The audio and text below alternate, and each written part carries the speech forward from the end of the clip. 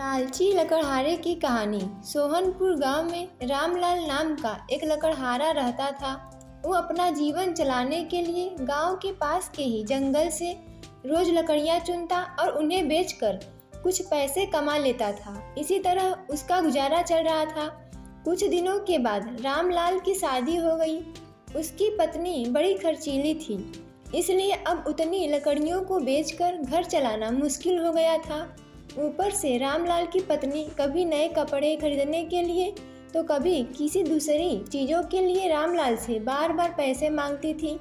अगर पैसे न मिले तो रूठ जाती थी। रामलाल अपनी पत्नी से बहुत प्यार करता था, इसलिए उसकी नाराज़गी को बर्दाश्त नहीं कर पाता था। रामलाल ने ठान लिया कि वो अब ज़्यादा लकड़ियाँ इकट्ठा करके बेचेगा ताकि उसकी पत्नी को रोज़ ज़्यादा से ज़्यादा पैसे मिल सके। पत्नी की इच्छा पूरी करने के लिए रामलाल घने जंगल तक चला गया और बहुत सारी लकड़ियाँ चुनकर बाजार में बेच दी। ज़्यादा लकड़ियों के ज़्यादा पैसे मिले तो खुश होकर रामलाल ने सारे पैसे अपनी पत्नी को दे दिए। अब रोज रामलाल ऐसा ही करने लगा। देखते ही देखते उसके मन में लालच इतना बढ़ गया कि उसने धीरे धीरे पेड़ काटना भी शुरू कर दिया।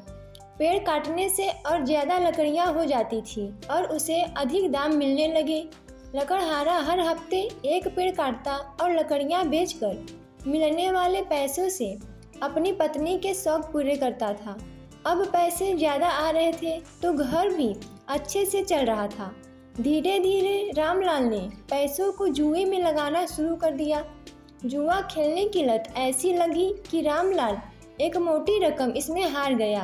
अब इस रकम को चुकाने के लिए रामलाल ने एक दो मोटे मोटे पेड़ को काटने का फैसला लिया। ऐसे ही रामलाल ने जंगल में जाकर अपनी कुल्हाड़ी को एक बड़े से पेड़ पर चलाने की कोशिश की तो उस पर पेड़ की टहनी ने हमला कर दिया। रामलाल चौंक गया, फिर उसे पेड़ की एक टहनी ने लपेट लिया। रामलाल कुछ समझ नहीं पाया कि यह सब क्या हो रहा है। तभी पेड़ से आवाज आई, मूर्ख तू अपने लालच के चक्कर में मुझे काट रहा है। तू सारे पैसे जुए में लुटा देता है और फिर पैसे लौटाने के लिए पेड़ काटने आ जाता है। तुझे पता है कि पेड़ कितने कीमती होते हैं। हमारे अंदर भी जान बसती है और हम तुम इंसानों को जीने के लिए हवा, धूप में छाया और भूख को शांत करने के लिए फल देते हैं, लेकिन तू अपने स्वार्थ के लिए हमें ही काट रहा है। पेड़ ने कहा, आज तू रुक, यही कुल्हाड़ी मैं अब तेरे ऊपर चलाऊंगा।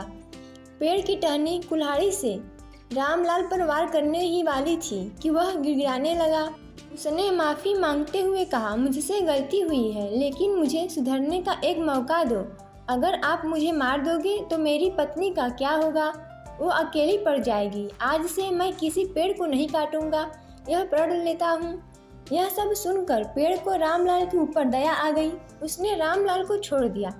छूटते ही रामलाल भागकर अपने घर गया और पैसों के लालच में न आने का संकल्प लिया। इस कहानी से यह सीख मिलती है कि लालच में आकर पर्यावरण के साथ खिलवाड़ नहीं करना चाहिए।